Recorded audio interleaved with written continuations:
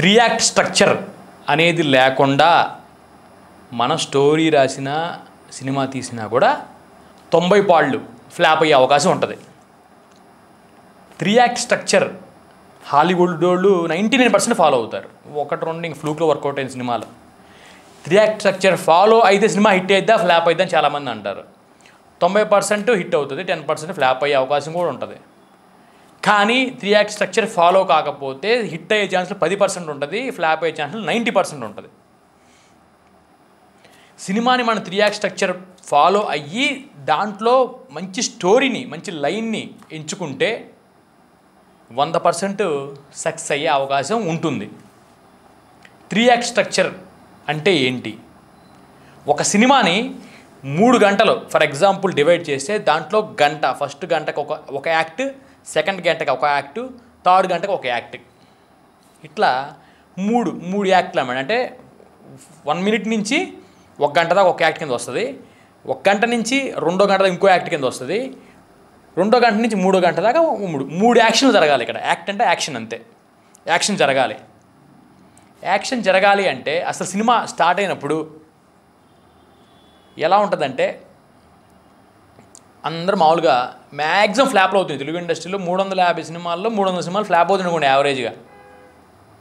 Hero వస్తాడు, విలన్లు వస్తారు, heroine నేర్పిస్తారు, విలన్ కొడతాడు, మళ్ళీ హీరోయిన్ ఎత్తుకెళ్ళిపోతారు, మళ్ళీ హీరో అడుగురు వెళ్తాడు, అమ్మాయిని ఎట్లా ఫ్లాట్గా వెళ్ళిపోతూ ఉంటుంది.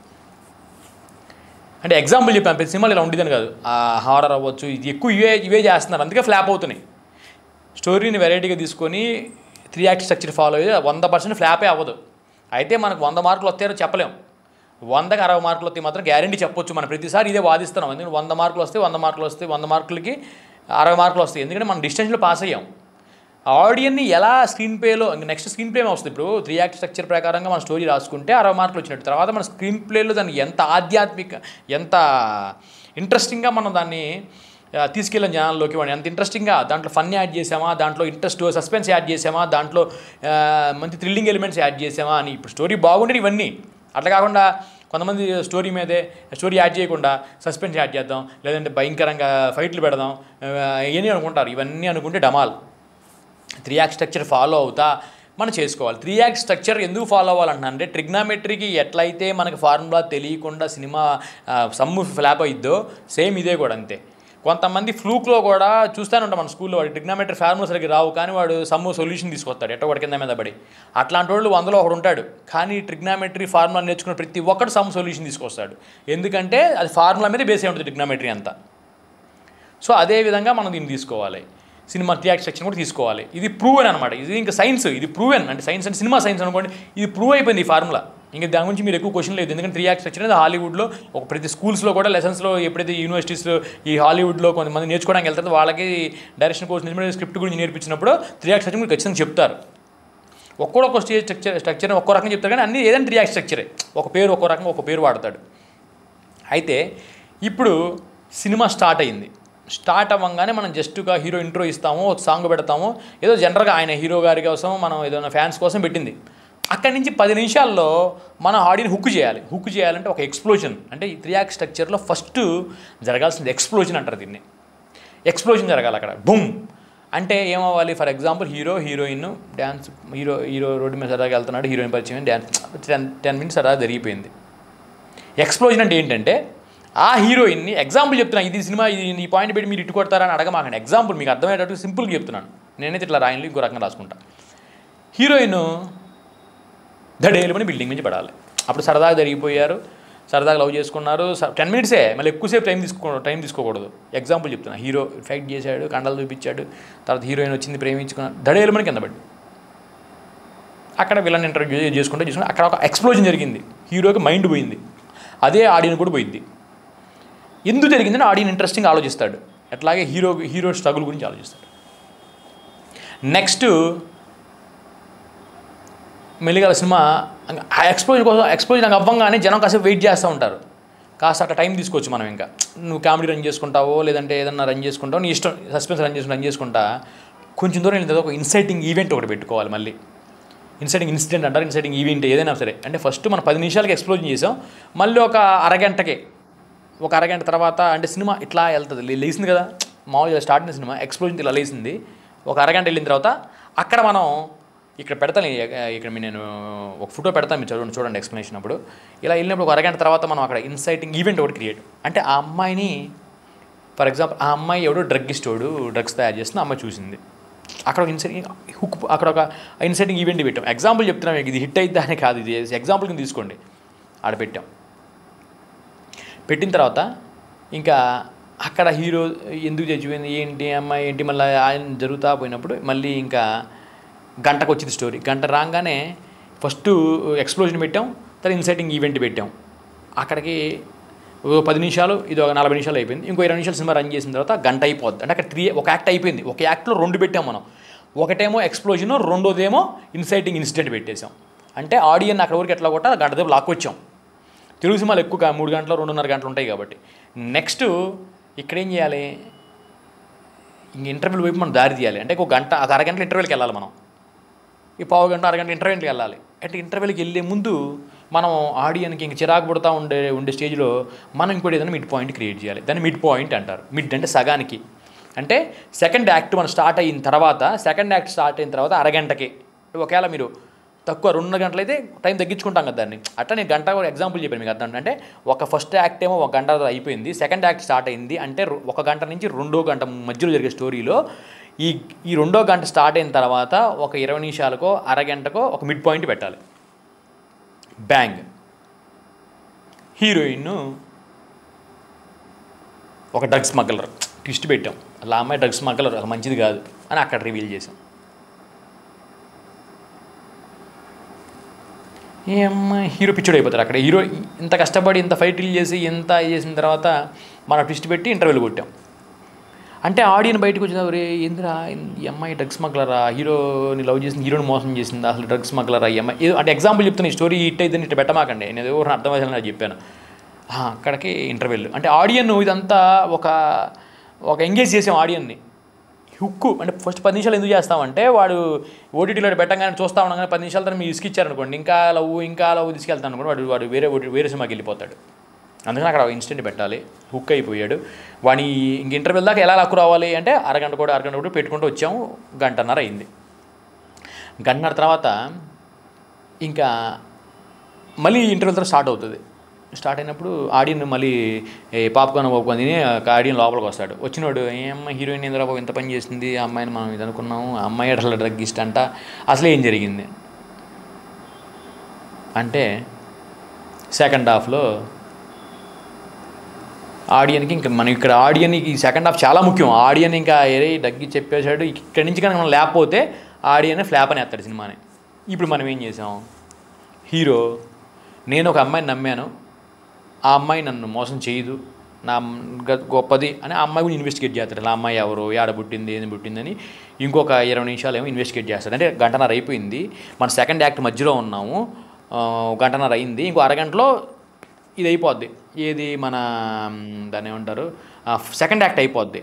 అప్పుడు యాక్షన్ రైజింగ్ చేయాలి. అక్కడ ఒక పాయింట్లో మిడ్ పాయింట్ తర్వాత మళ్ళీ ఒక అరగంటకి యాక్షన్ రైజ్ అవ్వాలి. అంటే రైజ్ అవ్వాలి అక్కడ ఏం పెట్టాలంటే, ఈ అమ్మాయిని ఎవరు ట్రాప్ చేశారు, ఈ అమ్మాయిలాగా ఇంకొక అమ్మాయి ఉంటుంది. ఎగ్జాంపుల్ చెప్తున్నా, అంటే హీరోయిన్ మంచిదే కానీ వేరే అమ్మాయి డ్రగ్స్ స్మగ్లరు, ఆ అమ్మాయి ఇద్దరు ఒకే రకంగా ఉన్నారు కాబట్టి కామన్ పిల్లలు అవ్వచ్చు, ఏదో పోలికలు ఉండటం వల్ల ఆ అమ్మాయి ప్లేస్లోకి ఈ అమ్మాయి వచ్చి ఈ అమ్మాయిని చంపేసేసి ఆ అమ్మాయి మంచి అమ్మాయిలాగా మనుగడ సాగిద్దామని చెప్పి ఈ అమ్మాయిని చంపేసింది. అది హీరో ఇన్వెస్టిగేషన్లో ఇంటర్వ్యూలు స్టార్ట్ అయిన తర్వాత అరగంటకి అర్థం చేసుకున్నాడు. అప్పుడు హీరోయిన్ మళ్ళీ మంచిదని చేసాం. ఇంటర్వ్యూల ముందు చంపినట్టు ఆడియన్ని కన్ఫ్యూజ్ చేసాం. ఇంటర్వ్యూల తర్వాత మళ్ళీ ఆడియన్ని ఎంగేజ్ చేయడం మొదలుపెట్టాం. ఆ అమ్మాయి మంచిదండి, అమ్మాయి బాగుందిరా, అమ్మాయి మంచిదేనంట, ఓకే హీరోని నమ్మాం, ఆ అమ్మాయిని నమ్మాం కాబట్టి ఆడియన్ మంచోడు, హీరో మంచోడు, హీరోయిన్ మంచి, అందరూ మంచిది. ఇప్పుడు ఈ అమ్మాయిని చంపినోడు చంపేయాలరా అనేది ఆడియన్ ఫిక్స్ అవుతాడు, హీరో ఫిక్స్ అవుతాడు, అందరూ ఫిక్స్ అవుతారు. ఫిక్స్ అయ్యి ఇంకా అక్కడి నుంచి ఆ అమ్మాయిని చంపడానికి వెళ్తే ఆ అమ్మాయికి 100 కోట్లు ఆస్తి ఉంటుందో, లేదంటే అమ్మాయి దుబాయ్లో ఉంటుందో, లేదంటే ఆ అమ్మాయికి ఏమైనా సెక్యూరిటీ ఉంటారో, లేదంటే ఆ అమ్మాయికి అసలు ఎవరు టచ్ చేయలేడు అంటే అక్కడ ఫైటింగు, గుడిగోడలు ఒకటం, కొడతాం, ఆ అమ్మాయి కోసం పోవటం అంతా ట్రై చేస్తూ ఉంటాడు. ఈ యాక్షన్ ఫైటింగ్ జరుగుతూ ఉంటుంది. ఇంకా మనం యాక్షన్ ఫైటింగ్ అక్కడి నుంచి అసలు ఇంకా దడ కేజీఎఫ్లో లేపుకుంటూ పోతాడు. అక్కడ లేపుకుంటూ వెళ్ళి నువ్వు ట్విస్ట్లు పెట్టుకుంటా మళ్ళీ ఏమిటో పెట్టుకో. కానీ ఎప్పుడైతే మన రైజింగ్ యాక్షన్ జరిగిందో అక్కడ ఇంక దానికి రైజింగ్ యాక్షన్ కానీ ఇంక దిగ్గకూడదు సినిమా, ఇంక ఎప్పుడు దిగ్గకూడదు. ఆ నుంచి లేపుతా 3 యాక్ట్ స్ట్రక్చర్లోకి ఎంటర్ అవుతాం. అంటే 2 అవర్స్ అయిపోయింది, యాక్ట్ 3లోకి ఎంటర్ అవుతాం. అంటే 2 గంటలు అయిపోయింది, 2 గంటల నుంచి 3 గంటల టైంలోకి ఎంటర్ అవుతాం. ఎంటర్ అయిన తర్వాత అక్కడికి 2 గంటలు అయిపోయింది. అక్కడి నుంచి ఒక 20 నిమిషాలు ఏమో వాళ్ళ పక్కన మనుషులు, హీరో వాళ్ళ ఆ అమ్మాయి పక్కన మనుషులను చంపటమో, లేదంటే ఈ ఇన్వెస్టిగేషన్ అందరం చంపటమో, పోలీస్ ఆఫీసర్ని చంపటమో, లేదంటే పోలీస్ ఆఫీసర్ని జైలు వేయటమో. అంటే ఈ అమ్మాయి ఎవరైతే ఒక మర్డర్ చేయడానికి కారణమైందో, ఒక డాన్ ఉందో ఆ అమ్మాయిని అమ్మాయి విలను అని లేడీ విలన్ అనుకుంటే ఏదో ఇంట్రెస్ట్ క్రియేట్ చేసేసి ఆ అమ్మాయి పక్కన ఎవరో ఫీమేల్ విలన్స్ ఉంటారు, మెయిల్ విలన్స్ ఉంటారు, లేదంటే పోలీసులు సపోర్ట్ చేసి ఉంటారు, లేదా లాయర్లు ఉంటారు, వాళ్ళందరూ చంపుకుంటా ఇంక ఫైనల్గా అమ్మాయి దగ్గరికి పోతాడు. అంటే ఈ యాక్షన్ అంతా అలా నడుచుకుంటూ వెళ్తాడు. ఆ అమ్మాయి వెళ్ళంగానే ఆ అమ్మాయి అసలు బ్లాక్ బెల్ట్, గిరాటీలు అసలు వీడు వెళ్ళంగానే ఎగిరి తను ఇద్ది అసలు ఇంకబ్బో అసలు మా అమ్మాయిని అసలు అమ్మాయే కాదు అసలు, అంతే పేరుకి అమ్మాయి, అంతే జెండరే అమ్మాయి. 2 మగవాళ్ళని కొట్టిద్ది. అక్కడ వీళ్ళకి బాడీ గార్డులు ఉంటారు, వాళ్ళు అసలు WWE ఫైటర్లో వాడు ఫట్ట ఇంకా అక్కడ రేస్ చేసుకుంటూ క్లైమాక్స్ తీసుకెళ్ళి ఆమె లేపేయాలి. అది క్లైమాక్స్, బొమ్మ లేపుకుంటూ అడిగి పోవాలి.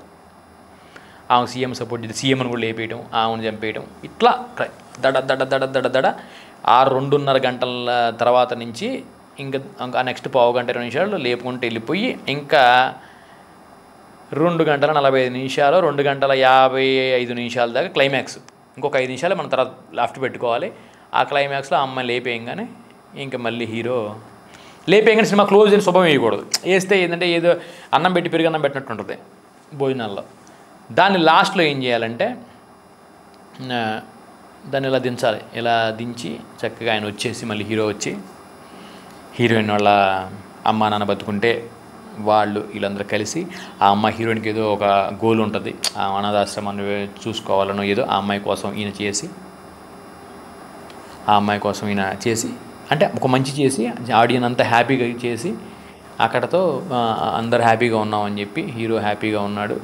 లేదంటే హీరోకి ఇంకొక అమ్మాయిని ఎంటర్ చేయటం, ఆ అమ్మాయిని చూసుకోవటం, అక్కడతో క్లైమాక్స్ అలా క్లోజ్ చేసి అందరు హ్యాపీగా అందరూ ఒక చాట చేరి హ్యాపీగా ఉన్నారని చూపించి అక్కడతో మనం దాన్ని డినాన్మెంట్ అంటారు. లాస్ట్లో దాన్ని డినాన్మెంట్ చేసి అంటే అట్లా క్లైమాక్స్ నుంచి మళ్ళీ మెల్లిగా ఇట్లా దించి డినాన్మెంట్ చేసి మీకు అది పెడతాను కాబట్టి చదవండి, నా నోరు కూడా సరిగ్గా తిరగట్లేదు చేసి అక్కడ మనం 3 యాక్ట్ స్ట్రక్చర్ని 3 గంటలు అక్కడతో క్లోజ్ చేస్తాం.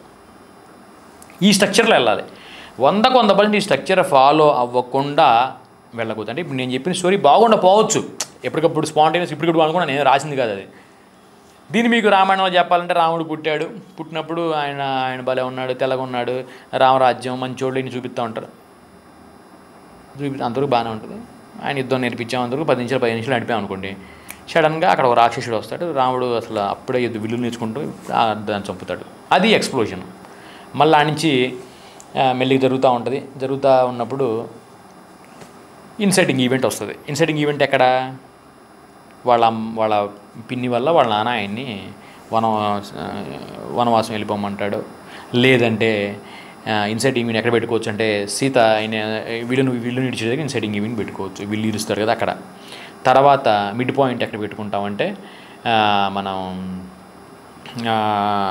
వాళ్ళ నాన్న ఆయన వెళ్ళిపోమన్నాడు, అది మిడ్ పాయింట్ పెట్టుకోవచ్చు. లేదా ఇన్సైటింగ్ ఈవెంట్ దగ్గర పెట్టుకోవచ్చు. ఇన్సైటింగ్ ఈవెంట్కి ఎక్స్ప్లోజన్ మధ్యలో మీరు కొంచెం ముందుగా తెచ్చుకో స్టోరీని బట్టి. తర్వాత మిడ్ పాయింట్లో ఆయన వెళ్ళిపోగానే నెక్స్ట్ రైజింగ్ యాక్షన్ కోసం అంటే మిడ్ పాయింట్ అప్పుడు ఆయన వాళ్ళ నాన్న వెళ్ళిపోమంటే బాగోలేదు అనుకోండి, ఇన్సైటింగ్ ఈవెంట్ దగ్గర వాళ్ళ నాన్న వెళ్ళిపోమన్నాడు.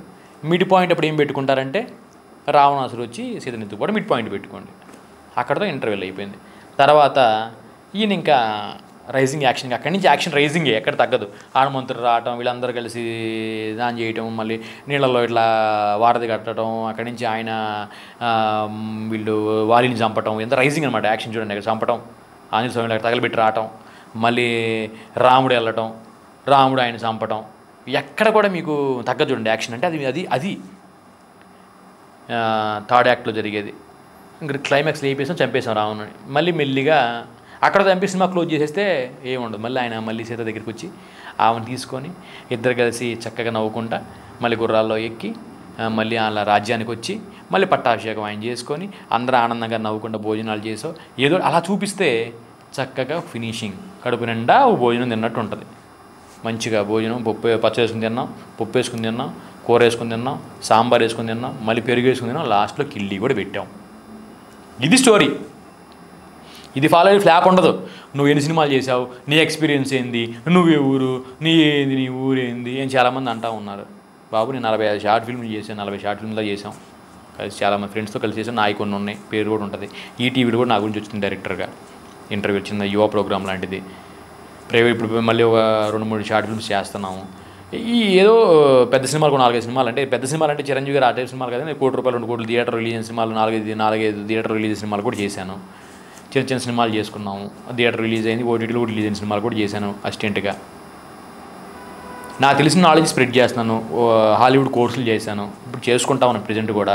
హాలీవుడ్లో మన స్టీవెన్ స్పీల్బర్గ్ గారు ఫార్ములాస్ ఏముంటాయి, అసలు ఎలా ఉంటుంది, ఆయన కెమెరాలు ఎలా చేస్తాడు, ఎలా యాక్టింగ్ ఉంటుంది, ఆయన ఏం నిలుచుకుంటాడు, ఆయన స్టోరీ ఎలా ఉంటుంది, ఇవన్నీ కూడా మనం హాలీవుడ్ కోర్సుల్లో వన్ ఆఫ్ ద భాగంగా డైరెక్షన్ కోర్స్ చేసుకుంటా ఉన్నాను. నాలెడ్జ్ పెంచడానికి ట్రై చేస్తున్నా. నాది మంచిగా ఉంది, వీడు పర్లేదు అనుకుంటే సపోర్ట్ చేయండి, లేదంటే తిట్టమాకండి. అందరికీ తెలిసేలా షేర్ చేయండి. మీరు సపోర్ట్ చేస్తే ఖచ్చితంగా మనం మంచి సినిమాలు చేసుకొని, లో బడ్జెట్ అయినా మంచి సినిమాలు చేసుకొని, ఇంట్రెస్టింగ్ సినిమాలు చేసుకొని మనం ఒక ఇంపాక్ట్ క్రియేట్ చేయొచ్చు ఆడియన్కి అనేది నేను అనుకుంటా ఉన్నాను. అది కూడా మీ సపోర్ట్ నాకు చాలా అవసరం. ప్లీజ్ షేర్ చేయండి. Thank you so much.